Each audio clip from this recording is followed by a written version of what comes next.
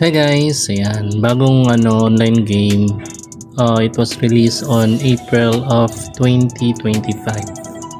Wala naman tayong masyadong work, so ayan, nag-online game muna tayo.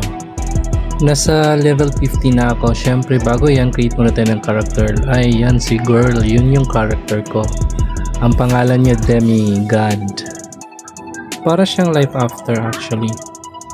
Dati kong online game din. Ang maganda dito guys, nakakapili ka kung anong gusto mong character, anong mukha, anong physical attributes nila.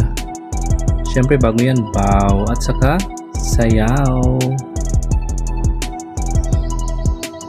Ito yung floating house ko. Yan. Dito nakatira ang character ko. Ang mga kalaban dito mga zombie NPC. Ang maganda dito kasi marami kang pet. Yeah, let's go to my house. Ayan, cute. Ito yung mga lagayan ng mga pet ko. Ayan. May iba-ibang attributes din yung mga pet ko.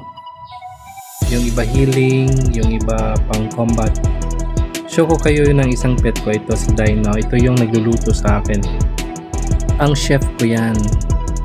May tagawalis din ako. Ito naman si Rebecca. Yan tagawalis ko. Pwede mong i-holding hands. Yan, sige, akit ko lang to sa room ko. Ayan, akit tayo sa room ko. Yung may bed.